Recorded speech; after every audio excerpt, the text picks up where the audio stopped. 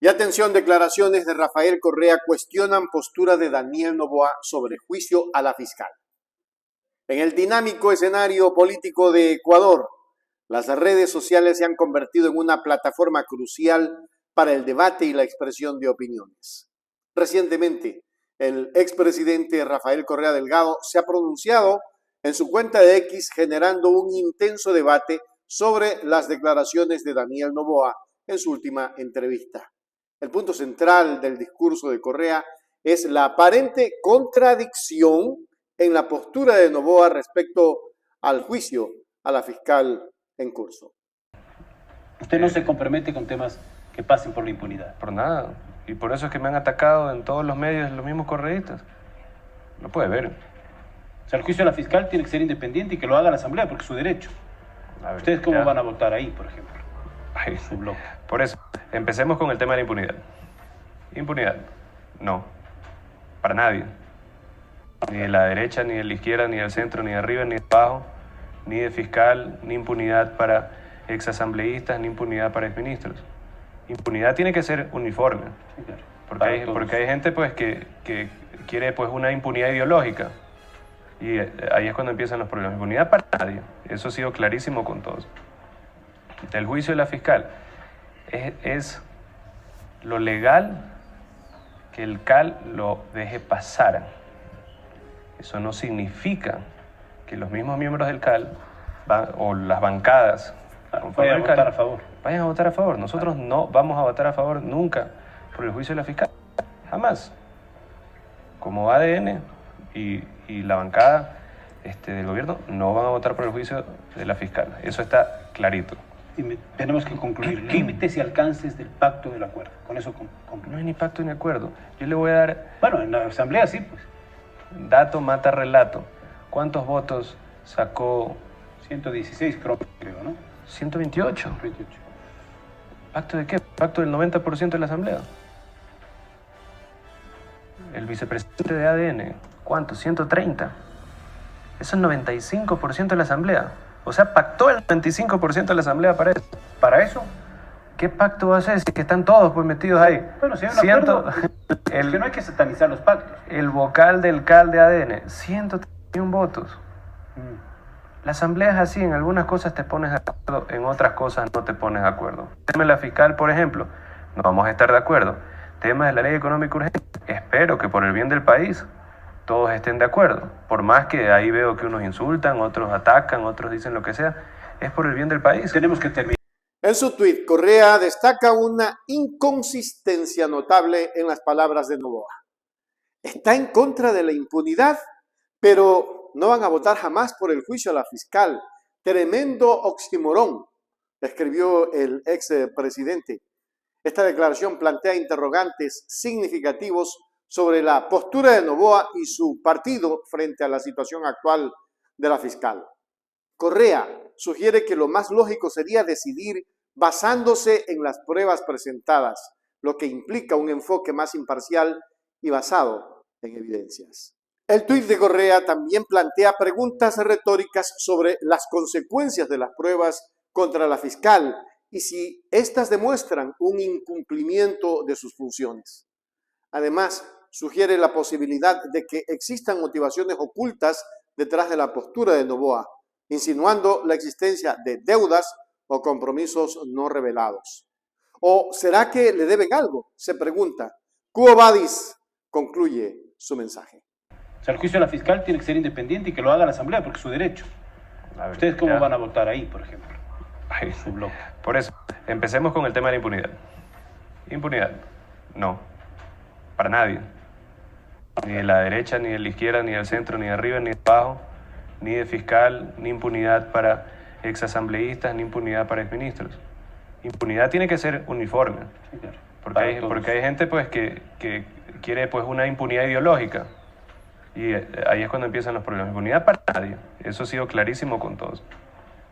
El juicio de la fiscal es lo legal que el CAL lo deje pasar.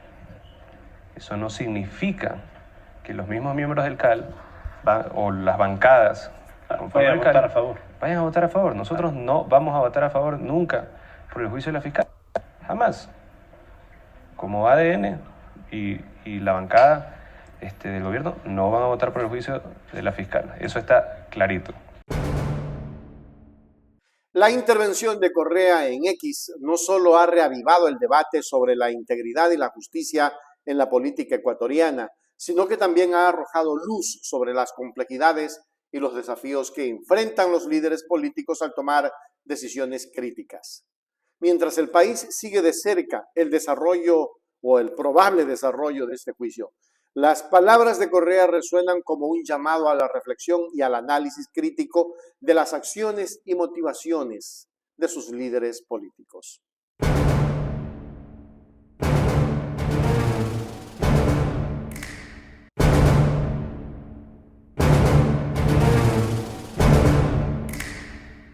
La presidenta de la Comisión de Fiscalización de la Asamblea Nacional, Pamela Aguirre, ha afirmado que se alertó a Fernando Santos, exministro de Energía, en más de 12 ocasiones sobre la inminente crisis en la generación eléctrica. Esta declaración se enmarca en una investigación sobre los apagones que han afectado al país y pone de manifiesto la importancia de la planificación y gestión adecuadas en el sector energético.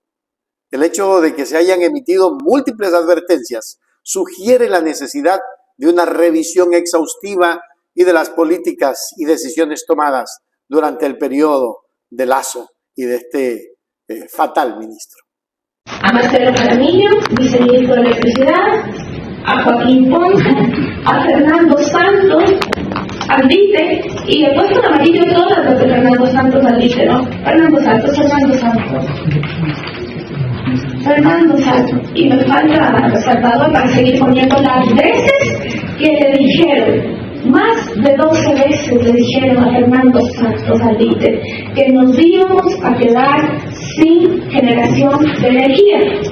¿Y por qué no negoció con Colombia en enero a 8 centavos, 10 centavos, hasta 12 centavos? ¿Por qué quedó al último día? Además, las declaraciones de la presidenta de la Comisión de Fiscalización resaltan la grave situación que enfrenta el país en términos de generación eléctrica. El exministro de Energía, Fernando Santos Aldite, parece haber ignorado repetidamente las advertencias sobre la fragilidad del sistema energético, lo que ha resultado en apagones que han afectado a la población y a la economía. Este episodio subraya la importancia de la responsabilidad en la toma de decisiones y la necesidad de que los líderes gubernamentales consideren la necesidad y estabilidad energética como una prioridad. En conclusión, la revelación de que se advirtió en más de 12 ocasiones a Fernando Santos sobre la inminente crisis en la generación eléctrica subraya la necesidad urgente de una evaluación exhaustiva de las políticas y decisiones en el sector energético. Los apagones tienen un impacto significativo en la vida de las personas y en la economía del país, y es fundamental que los funcionarios públicos sean responsables de sus acciones y decisiones. Esta situación también destaca la importancia de una gestión eficiente y planificación a largo plazo en el sector energético para evitar futuras crisis y garantizar un suministro eléctrico estable y confiable para todos los ciudadanos.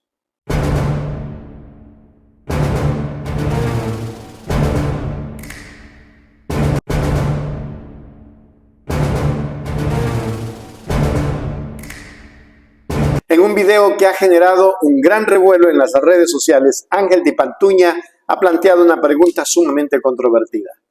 ¿Debería el presidente Daniel Noboa aceptar un acuerdo de paz con los grupos de crimen organizado? Esta interrogante surge en el momento en que la lucha contra la delincuencia y el narcotráfico ha sido un tema crítico en la agenda política y de seguridad de la nación. En el video, Tipantuña insta al presidente Noboa a tomar medidas firmes y sus palabras han encendido un debate sobre la efectividad y la moralidad de negociar con grupos criminales después de tantos episodios de violencia. El presidente Daniel Noboa informa que un grupo de crimen organizado habría solicitado un acuerdo de paz. De una de las bandas los hemos hasta recibido una solicitud de acuerdo de paz. Señor presidente, por el bien del país, por el bien de todo el pueblo ecuatoriano, no se puede aceptar ningún acuerdo de paz con los grupos de crimen organizado. Después de tantos masacres, asaltos, extorsión, robo a mano armada, asesinatos a miles de ecuatorianos y ecuatorianas, muchísimos de ellos inocentes, y el país ya ha derramado sangre. De una de las bandas, la cual ya comunicaremos, hemos hasta recibido una solicitud de acuerdo de paz. Pero esa carta, ¿qué significa? Significa que algo estamos haciendo bien, o bastantes cosas estamos Que se haciendo sienten bien, acusados. o que ya no tienen la protección capaz dentro de las fuerzas de orden. Hay un plan bonito, no se lo cuentes, Víctor. Recientemente, presumiblemente, un grupo de crimen organizado desfilan bien armados abiertamente y públicamente por las calles. Como resultado de estos hechos, siguen existiendo cuantas muertes en las calles, asaltos a los camioneros, extorsión a los profesores y asesinatos. Siguen los vacunadores, siguen los negocios cerrados, siguen siendo asesinados miles de personas inocentes que el país ya no soporta más. Después de todos estos hechos, que los grupos de crimen organizado pidan un acuerdo de paz al gobierno no sería posible de ningún punto de vista para un gobierno patriota que va a garantizar la seguridad en el Ecuador. Y un profesor de matemáticas de 56 años fue asesinado. Y según testigos, los sujetos que dispararon, atención, contra el docente serían jóvenes que vestían el uniforme del mismo plantel educativo donde él trabajaba hace más de 5 años. Es decir, posiblemente, según versiones extraoficiales, sus propios alumnos. Ya esto es el acabose. Hemos tocado fondo y como sociedad estamos muy, pero muy mal. Llegar al punto en el que estamos contando de un asesinato a un profesor, una noble profesión como es la docencia, en manos de, presumiblemente, sus mismos estudiantes. Ya es muy complicado ver y pensar que se puede regresar de aquello. Aún así, la esperanza es lo último que se pierde. El Estado debe imponer y debe poner orden a cualquier grupo de crimen organizado que cometa delitos contra la vida. Entonces, este es el momento preciso, señor presidente, para poner las cosas en orden. Esto podría ser la única oportunidad suya para resolver estos problemas. Está en sus manos de hacerlo.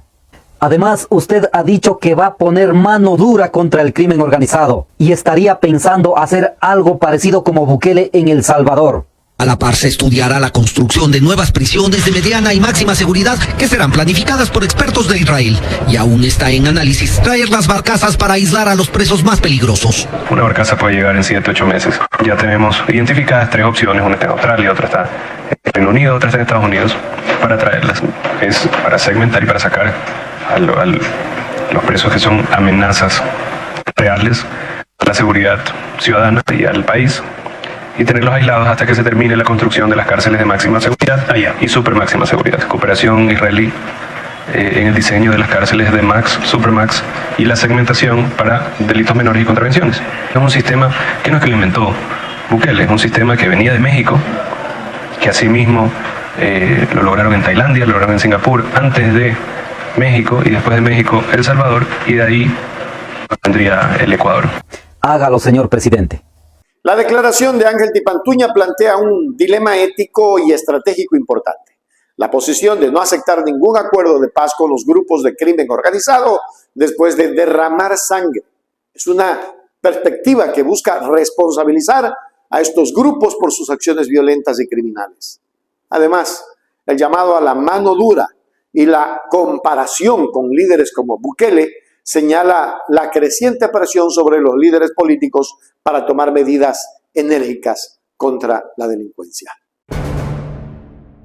En conclusión, la controversia generada por las palabras de Ángel Tipantuña subraya la complejidad de abordar la seguridad y la justicia en un contexto de crimen organizado. La decisión del presidente Daniel Noboa sobre cómo manejar esta situación será crucial y determinará el futuro de la política de seguridad en el país. Mientras algunos argumentan que la negociación con grupos criminales es inaceptable después de derramamiento de sangre, otros creen que un enfoque más pragmático podría ser necesario para lograr una paz duradera. Este debate sin duda continuará desencadenando discusiones y reflexiones sobre el camino a seguir en la lucha contra el crimen organizado.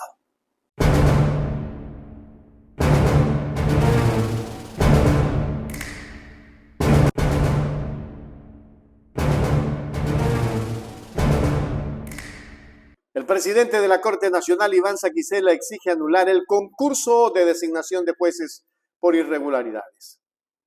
En un giro dramático en el ámbito judicial de Ecuador, Iván Saquicela, presidente de la Corte Nacional de Justicia, ha tomado una postura firme y controvertida.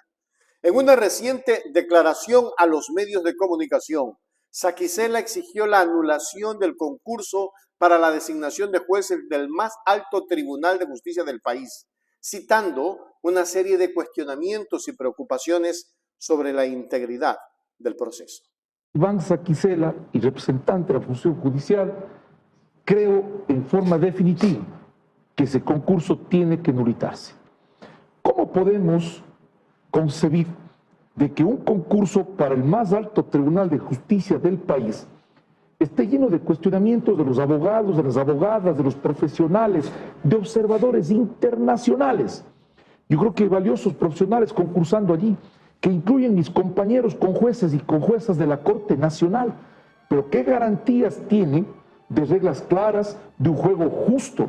Y algo más, ¿cómo no me va a preocupar como Corte Nacional de Justicia del país que eventualmente lleguen del resultado de un concurso irregular jueces y juezas y que eso pueda deslegitimar y poner en riesgo a la institucionalidad de la justicia del país? De modo tal que yo creo que el doctor Wilman Terán tiene una herramienta legal. No solo el todo el Consejo, hay vocales que están en esa línea y tiene la herramienta legal de determinar que si ha habido errores como efectos se han determinado, tiene la posibilidad de declarar nulo el concurso. El concurso tiene que nulitarse. No podemos concebir que un concurso para el más alto tribunal de justicia del país esté lleno de cuestionamientos, afirmó Saquicela en una intervención. Esta declaración pone de manifiesto una preocupación creciente sobre la transparencia y la justicia en los procedimientos de selección de jueces en el Ecuador.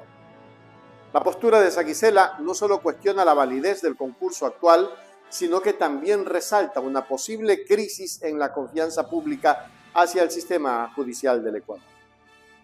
El llamado a anular el concurso surge en un momento en que el sistema judicial de Ecuador enfrenta escrutinio público y críticas por parte de diversos sectores de la sociedad. La exigencia de Saquicela subraya la necesidad de garantizar procesos justos y transparentes en la designación de jueces, fundamentales para la confianza en la administración de justicia. Iván Saquicela y representante de la función judicial, creo en forma definitiva que ese concurso tiene que anularse.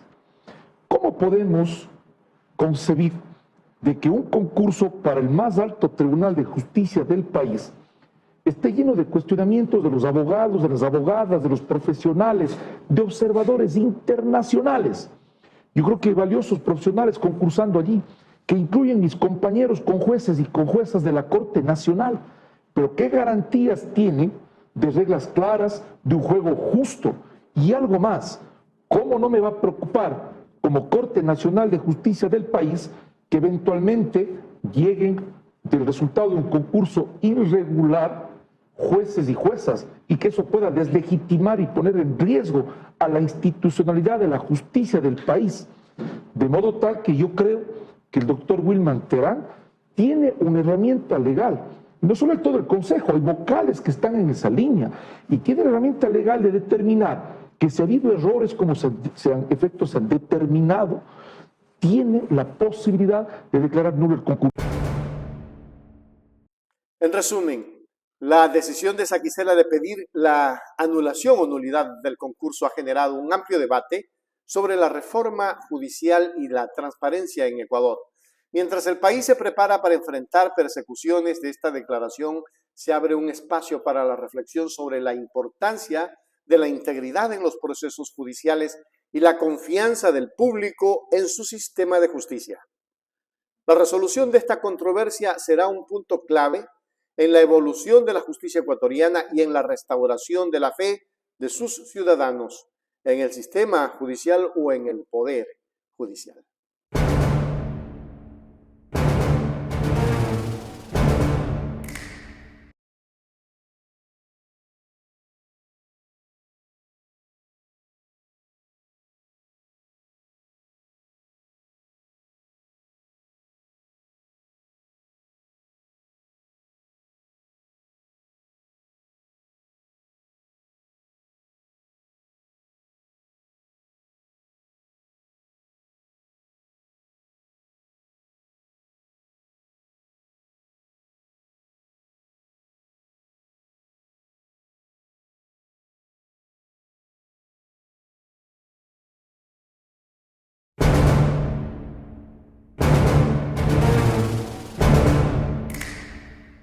Las declaraciones de dos prominentes figuras políticas ecuatorianas, Jorge Glass y Diego Borja, han generado una fuente de debate fuerte sobre la situación financiera del país. Jorge Glass afirma que Ecuador tiene una deuda de aproximadamente 80.000 millones de dólares y que no ha recibido nada a cambio, lo que sugiere preocupaciones sobre la efectividad y el impacto de las inversiones realizadas durante ese periodo.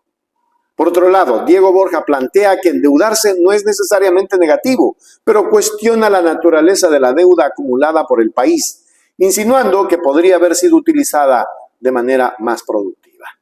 Es que he tenido varias entrevistas, me dicen que se acerca a los 11.000 millones, 5.000 se pueden refinanciar porque es bicicleteo interno, pero que serían 11.000 millones y que la deuda externa en realidad está, o deuda externa e interna, ya picando los 80.000 millones de dólares con una gravedad. No hay nada a cambio. El presidente Correa dejó la deuda pública en 37.000 millones de dólares. Ya la famosa cifra de 70.000 millones de Moreno, el traidor, ya no existe.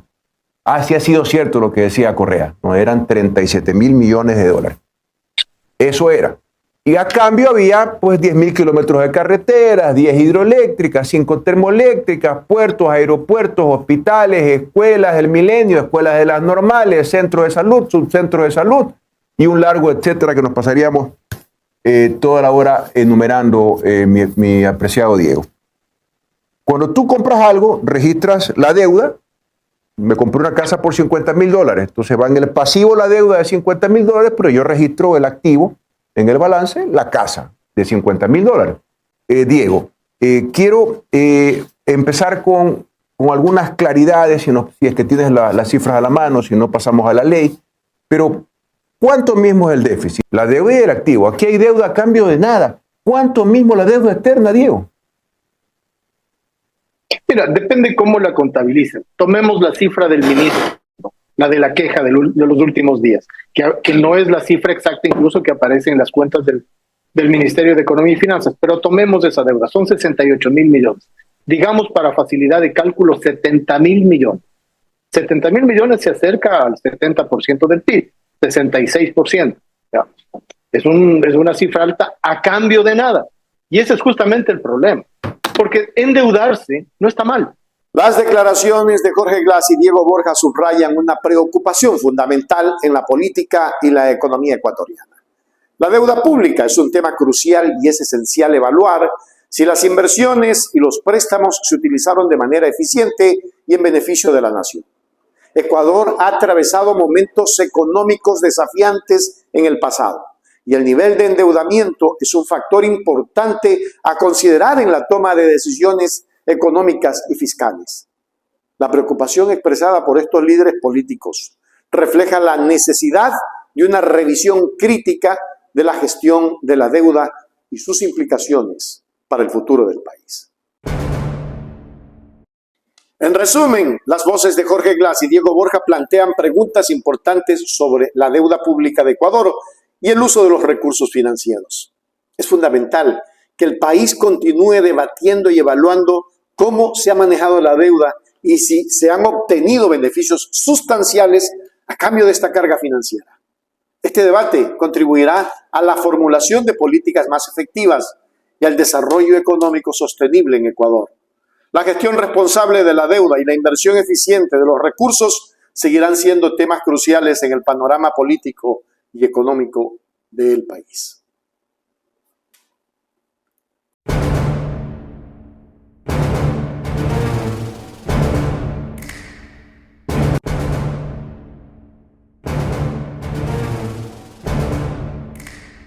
Más sobre Contraloría.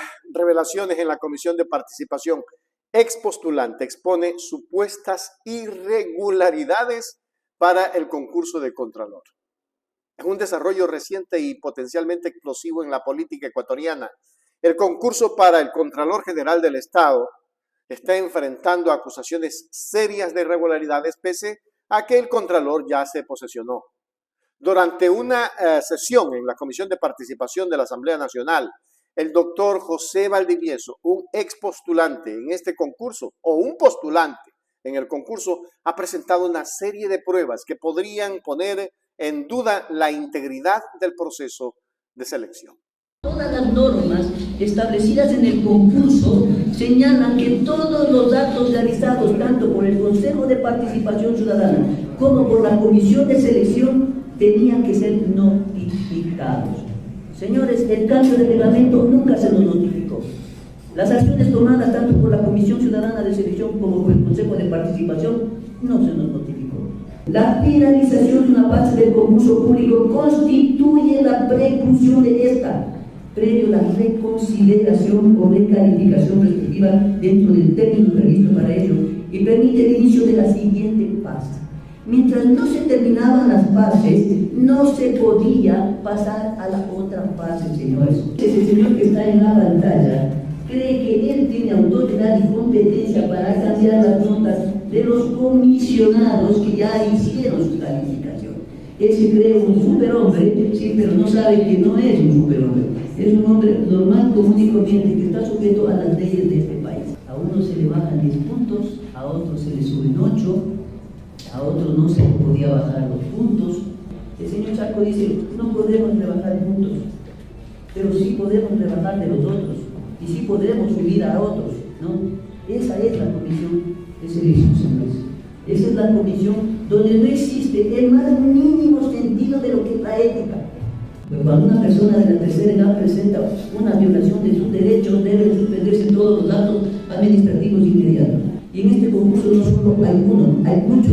Hay muchas personas de la tercera edad que fuimos violados los derechos. Es que hay causales destapando el tinglado. Con estas palabras, el doctor Valdivieso ha presentado su caso ante la Comisión de Participación Ciudadana en la Asamblea Nacional. Su intervención, que incluyó la entrega de docenas de documentos y evidencias, ha sacudido los cimientos del ya controversial concurso para el cargo de Contralor. Las pruebas presentadas por el doctor Valdivieso apuntan a posibles actos de corrupción y manipulación en el proceso de selección, lo que plantea serias preguntas sobre la credibilidad y la transparencia del concurso. Sin embargo, el Contralor ya fue posesionado por la Asamblea, pero aún se sigue la investigación del concurso. Este evento no solo ha capturado la atención de los miembros de la Asamblea Nacional, sino que también ha generado un intenso debate público. Las acusaciones de Valdivieso sugieren que el proceso de selección podría estar plagado de vicios y falta de ética, desafiando la confianza de los ciudadanos en las instituciones del Estado. En resumen, la presentación de estas pruebas por parte del doctor Valdivieso en la Comisión de Participación es un momento crucial en la historia política reciente del Ecuador. Este acontecimiento no solo llama a una revisión exhaustiva del concurso para Contralor, sino que también pone de manifiesto la necesidad de mayores controles y transparencia en los procesos de selección de altos funcionarios públicos. Con la credibilidad del proceso en juego, la respuesta de las autoridades y la Asamblea Nacional será determinante para restaurar la fe de los ecuatorianos en sus instituciones y en la integridad de su sistema de justicia y administrativo. Ecuador está en la indefensión.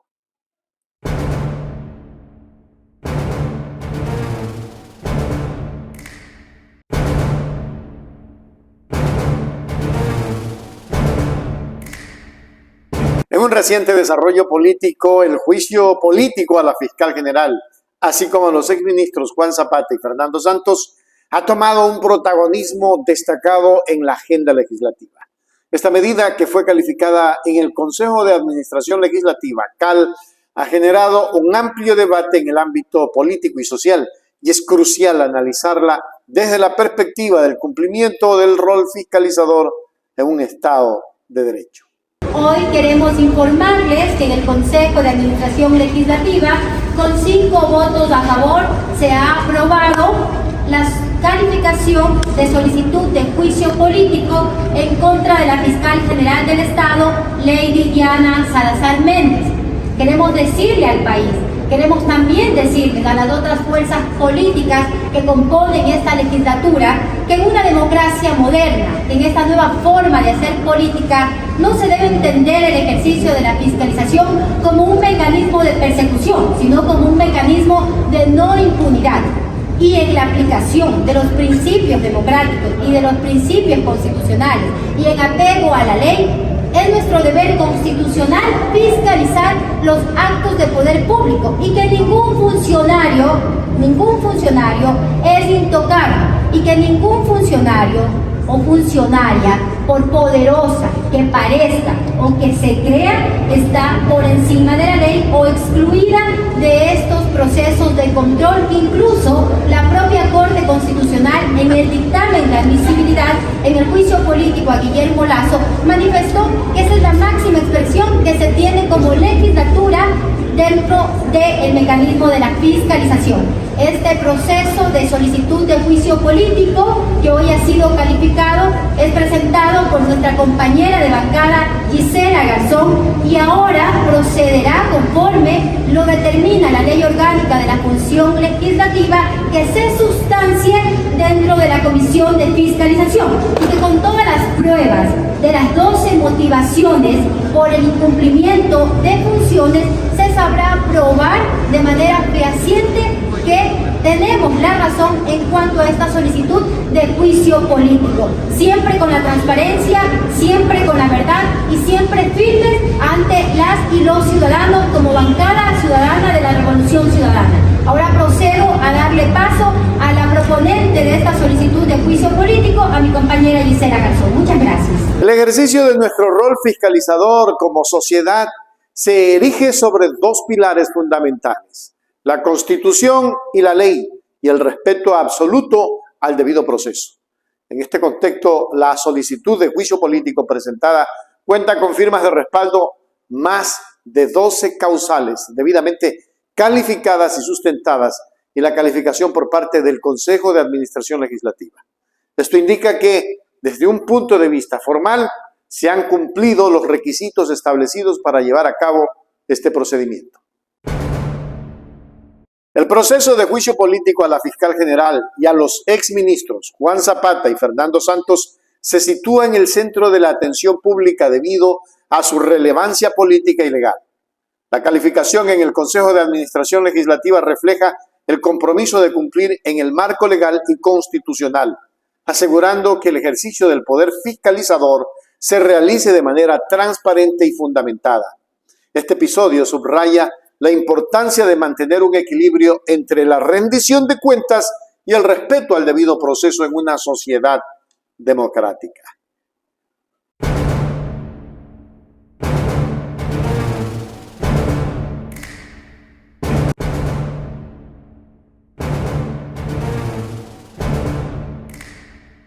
Y ecuatorianos, revelaciones en la Asamblea. Contralor General implica a altos funcionarios en investigación de apagones. En una sesión reciente de la Asamblea Nacional, el Contralor General del Estado, Mauricio Torres, ha hecho declaraciones significativas en relación a los recientes apagones que han afectado a Ecuador. Torres señaló directamente a figuras clave del gobierno anterior, incluyendo al exministro de Economía, Pablo Arosemena, al ex viceministro de Electricidad, Marcelo Jaramillo, y al ex ministro de Energía, Fernando Santos Albite, atribuyéndoles responsabilidades en el marco de las investigaciones sobre estos incidentes. Luego el asambleísta Omagín. Gracias, señora presidenta. Gracias, César, por tu caballerosidad. Sí, señor Contralor, disculpe por favor mi postura e inquietud, pero creo que mis colegas comisionados también comparten ese sentir y de sus respuestas, señor Contralor, estén tranquilos, pues yo le digo que yo no me puedo quedar tranquilo. Y considero que como representante y voz de todas y todos los ecuatorianos, no nos quedó clara la pregunta que se le formuló y es si dentro de esas investigaciones previas están inmersos el exministro Arosemena, el viceministro Jaramillo y el exministro de Energía Santos Albite. Por favor, responda de manera clara y concisa si están o no inmersos ellos dentro de esas investigaciones previas. ¿No quedó claro, señor Contralor? Sí, a ver, señor asambleísta. En relación a lo de IRP, ¿sí son IRP? Sí. IRP son reservados. No podría dar los nombres de quienes están en el IRP, porque están en investigación previa. En los demás responsabilidades sí están con responsabilidades. Estas 3 personas. De acuerdo al resultado que tengo, sí tienen responsabilidades. Gracias. Las afirmaciones del Contralor Torres abren un nuevo capítulo en la ya compleja situación de los apagones en el país. Según el Contralor, las investigaciones preliminares indican que Arosemena Jaramillo y Santos podrían haber tenido un papel significativo en los eventos que llevaron a los cortes de energía. Estas acusaciones sugieren posibles negligencias o malas gestiones en sus respectivos cargos, lo que podría haber contribuido a la crisis energética que enfrentó el Ecuador. Estas declaraciones han generado una ola de reacciones tanto en el ámbito político como en la opinión pública. La implicación de estos altos funcionarios no solo pone en duda la gestión del gobierno anterior en el sector energético, sino que también plantea preguntas sobre la supervisión y la transparencia en la administración pública. Con la pregunta del asambleísta Maquinga, bueno, nosotros vamos a hacer el control, de la manera que se puede ayudar a subsanar estos problemas que se dan justamente por el desconocimiento muchas veces o mal uso de los recursos, es porque también tenemos que como Contraloría hacer un control más continuo de las instituciones. Entonces ese es un compromiso que estamos adquiriendo, de que no se lo haga los exámenes cada 2, 3 años, sino tal vez anualmente para poder tener un mejor control y así evitar estos problemas que se están dando. Entonces yo creo que esto vamos a lograrlo con una mejor planificación, que ya lo estamos comenzando a hacer. Con el tema del tiempo, que el asambleísta, todo examen tiene aproximadamente 180 días para ejecutarse. De ahí se determinan las responsabilidades, tal vez aproximadamente podríamos hablar hasta de 1 año. De ahí depende cómo se defiendan, porque puede ir al contencioso administrativo y todo esto. Pero ya como una predeterminación podríamos tener, yo digo, tal vez en unos 200 días máximo ya los resultados en ese aspecto. Sí, 6 meses inclusive podríamos tenerlo. Con la tercera pregunta, sí, cierto, discúlpeme, me he olvidado esa parte de contestar. Los servidores públicos somos responsables tanto por las acciones y omisiones. ¿Sí? Tenemos que responder, ya sea por acción o por omisión, es nuestro deber responder. Los errores, lamentablemente, también traen consigo consecuencias y las consecuencias se determinan a través de responsabilidades. Y eso habrá que analizar esos errores, qué consecuencias trajeron y de acuerdo a eso las responsabilidades que ameritan. Eso es con el examen que se haga, habrá que realizarlo, pero en el sector público los errores tienen consecuencias. Y lo de las empresas eléctricas, sí, es un tema muy importante. Debemos recordar que las empresas eléctricas, la mayoría de empresas eléctricas no están en CENEL. CENEL tiene 12 empresas eléctricas y hay cerca de unas 15 a lo mejor, o un poco más, o 10 empresas eléctricas que están fuera de CENEL. Se manejan en forma autónoma. Tenemos la de Quito, tenemos Loja, creo que Cotopaxi, que no son parte de CENEL. Entonces eso es por cada empresa tenemos que hacer un examen, que inclusive muchas veces son hasta sociedades anónimas, pero nosotros hacemos el control en los recursos públicos que tienen. Entonces ese también es un problema que en las empresas eléctricas, pero estamos haciendo. Ustedes ven en las 52 acciones de control que están para el 2024, la mayoría son empresas eléctricas. Y adicional, saliendo de esto del energético, no solo nos vamos a dedicar a lo energético, sí hay para las empresas públicas un gran control que va a ser en el 2024, incluyendo con imprevistos que se van a dar. Una de las mayores acciones que he pedido ahora, llegando a Contraloría, es justamente hacer un gran examen, un gran control a lo que son empresas públicas, como les dije al inicio, es donde más recursos se encuentran concentrados del Estado. Y mi deber como ciudadano y mi deber como Contralor, soy un empleado de la ciudadanía, es cuidar esos recursos de cada ciudadano. Así que yo les vuelvo a decir, confíen en que vamos a hacerlo y vamos a hacerlo muy bien. La intervención del Contralor General en la Asamblea marca un punto crucial en la investigación de los apagones en Ecuador. Mientras el país procesa las implicaciones de estas acusaciones, se espera que surjan más detalles y posibles repercusiones legales para los involucrados. Este caso subraya la importancia de la responsabilidad y la transparencia en la gestión pública y pone de relieve la necesidad de medidas más rigurosas para prevenir situaciones similares en el futuro. La atención ahora se centra en ¿Cómo responderán los acusados y cuáles serán los próximos pasos de esta importante investigación? ¿Y qué más habrá detrás de todo? Investigaciones previas están inmersos el exministro Arose Mena, el viceministro Jaramillo y el exministro de Energía Santos Alvite. Por favor, responda de manera clara y concisa si están o no inmersos ellos dentro de esas investigaciones previas. ¿No quedó claro, señor Contralor? Sí, a ver, señor asambleísta. En relación a lo de IRP, sí son IRP. IRP son reservados. No podría darle los nombres de quienes están en el IRP, porque están en investigación previa. En los demás responsabilidades sí están con responsabilidades. Estas 3 personas. De acuerdo al resultado que tengo, sí, tienen responsabilidades. Gracias.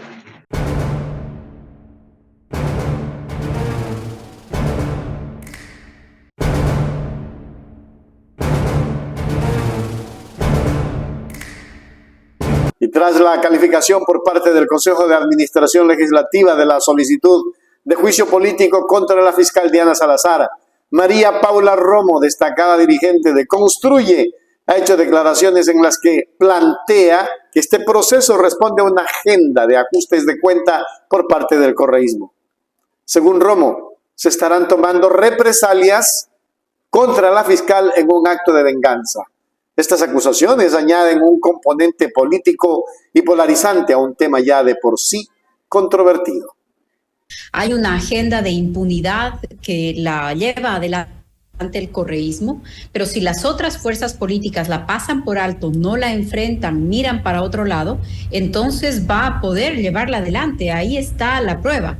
El CAL acaba de calificar con todos los votos de sus miembros, excepto el de la vocal de Construye, acaba de calificar un juicio político que está lleno de asuntos jurisdiccionales, que si es que uno ve el juicio político y los motivos del juicio político, es la agenda de ajuste de cuentas del correísmo. Son los juicios contra sus dirigentes o contra sus vinculados, de los que se está vengando de la fiscal general. Entonces, es gravísimo lo que está pasando y es lamentable, puesto que las fuerzas políticas que conforman la alianza de gobierno habían anunciado que no serían parte de un intento así. Nos parece que es un mensaje muy grave con la situación que hay en el país, que las prioridades del correísmo sean amnistías para los amigos, revisión en los juicios de los amigos y perseguir a quienes han hecho cumplir la ley. María Paula Romo, conocida por su activismo político, argumenta que el proceso de juicio político contra la fiscal Salazar está motivado por una agenda de ajustes de cuenta, impulsada por el correísmo, un grupo político que ha tenido conflictos históricos, según ella, con la actual administración. Según Romo, esta situación no es un intento legítimo de controlar el poder fiscalizador, sino más bien una represalia política destinada a debilitar a la fiscal general. Esto plantea interrogantes sobre la objetividad y la imparcialidad del proceso, generando aún más controversia en el escenario político del país. Y lo que nos preguntamos es, ¿cuándo se inician acciones contra la señora María Paula Romo, que tiene a su haber muchos temas y mucho que responder por el Ecuador?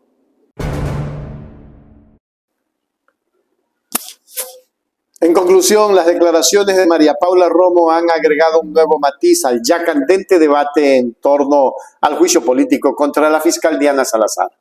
Mientras el proceso avanza, la percepción de que se trata de una agenda de ajustes de cuenta del correísmo se ha convertido en un elemento importante a considerar. Esta situación subraya la necesidad de garantizar que los procedimientos de juicio político se lleven a cabo de manera imparcial y respetando los principios del Estado de Derecho, al tiempo que se mantiene el debate sobre la transparencia y la justicia en el sistema político y judicial del país.